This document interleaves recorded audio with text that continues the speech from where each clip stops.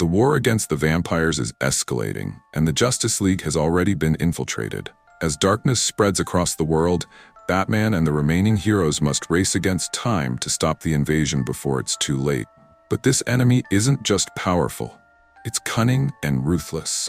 Can they turn the tide, or is this the beginning of humanity's end? Let's dive into the next issue of DC vs. Vampires. Issue #4 kicks off with none other than John Constantine. And in classic Constantine fashion, we find him exactly where you'd expect, sitting alone at a bar, drowning his troubles in a drink. But his quiet moment is quickly interrupted by an unexpected visitor, Zatanna. We already know from the last issue that Zatanna has been turned. She approaches Constantine and asks if they can go somewhere more private. But the second he turns his back, she strikes, attempting to turn him as well. The thing is, John Constantine saw this coming from a mile away. He's no fool. The moment she walked into the bar, something felt off. He's known Zatanna for years, and he could tell right away that something wasn't right. And let's not forget, Constantine is already well aware of the vampire crisis unfolding around them. But instead of immediately reacting, he plays along. He invites her to sit, have a drink, and just talk. Zatanna, clearly thrown off by this unexpected response, hesitates. And that's when Constantine hits her with a question only he would ask. How does it feel to be dead? The way this scene unfolds is absolutely perfect. It captures everything that makes Constantine such a compelling character. His wit, his cynicism, and his ability to stay 2 steps ahead. Of all the people in the DC universe, if anyone was going to handle a vampire Zatanna like this, it would be him. And that's just the beginning. This issue takes some wild turns, so stay tuned as we break it all down. Let's keep going. And that brings us straight to the Batcave. Right now, Batman is gathering as many blood samples from around the city as possible, trying to figure out just how far the vampire infection has spread. He needs to know who's been turned, how widespread the threat is, and most importantly, how soon an all-out invasion could begin. But as he works at the Bat computer, a silent alarm goes off. Reacting instantly, he kills the lights. Someone is moving in from the shadows, ready to strike. Armed with a bow and arrow, Green Arrow is making his move, attempting to take Batman out. But when his arrow hits its mark, he quickly realizes this isn't Batman, it's just a decoy.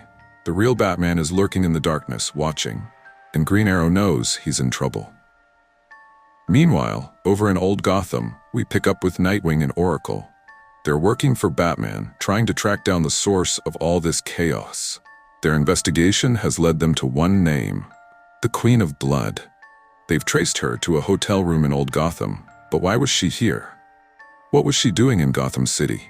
That's what they need to uncover, because if the Queen of Blood is involved, things are worse than they thought. Back in the Batcave, the fight is on.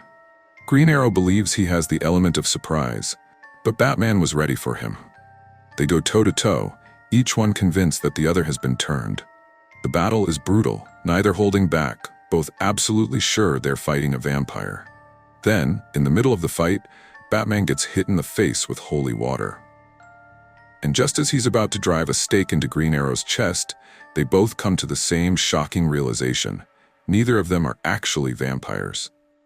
The moment is hilarious.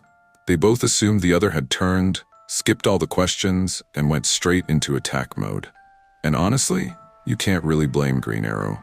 If there was even the slightest chance Batman had been turned into a vampire, what other choice did he have? You take that shot every single time. But now, with the misunderstanding cleared up, there's only one question left. If they're not the vampires, then where the hell are they? Picking back up with John Constantine and Zatanna, the two of them are sitting down, having what seems like a casual conversation. That is, until Dr. Fate suddenly teleports in. He's here for Constantine, because the vampire war is on the horizon, and they need him. Zatanna lunges at Dr. Fate, but he acts instantly, vanquishing her on the spot.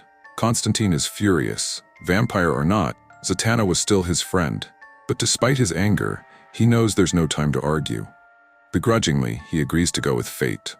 Saving the world? Just another day for Constantine. Meanwhile, back in the Batcave, Batman and Green Arrow are piecing together everything they know. They're mapping out who's been turned and who's still a suspect. And what they're discovering? This conspiracy runs far deeper than they ever imagined. Low-level criminals, citywide syndicates, even global figures, vampires are infiltrating everywhere. And that means someone is pulling the strings. That's when Batman drops a bombshell. Hal Jordan, the Green Lantern, has been turned. Worse yet, he killed Barry Allen. Green Arrow is shaken. Hal was one of his closest friends. But he doesn't need to ask if Batman is sure. If Batman says it, then it's the truth. The real question now is, when do they make their move? Batman has a plan.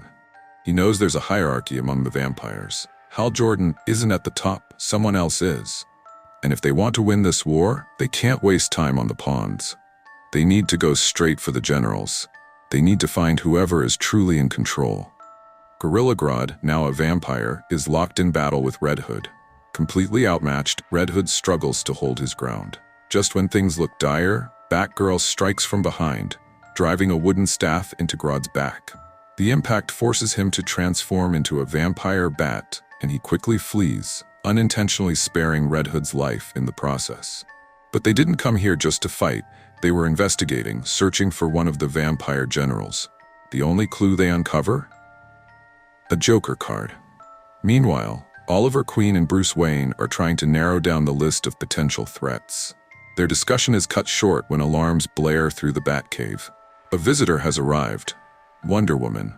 Green Arrow is caught off guard, lowering his defenses at the sight of Diana. But Batman, always skeptical, immediately questions her presence. You never come here. Why now? Before they can get an answer, Green Lantern, Hal Jordan, steps forward alongside Wonder Woman. They claim Oliver and Bruce are infected and that they're here to help, but Batman doesn't buy it. He warns Green Arrow, these two aren't here to help, they're vampires. A battle erupts. Batman and Green Arrow fight off Wonder Woman and Green Lantern, but then another alarm sounds. This time, the threat is even greater. The walls of the Batcave crumble as the entire Justice League storms in. Wonder Woman and Green Lantern have already convinced them that Bruce and Oliver are the real enemies, that they are the ones infected. Superman, trusting his fellow heroes, believes he's here to save them. Batman, however, realizes the horrifying truth. Superman isn't here to help, he's here for him.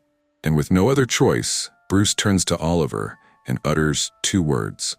It's time. With that, Batman and Green Arrow prepare for the impossible, a fight against the entire Justice League. And that's where this issue ends. The battle is only getting bloodier, and the heroes are running out of time. With the vampire threat growing stronger, the question remains, who can still be trusted? Will Batman and his allies find a way to fight back, or is the world already lost to the undead? Stay tuned for the next chapter of DC vs. Vampires. And if you enjoyed this video, don't forget to like, share, and subscribe.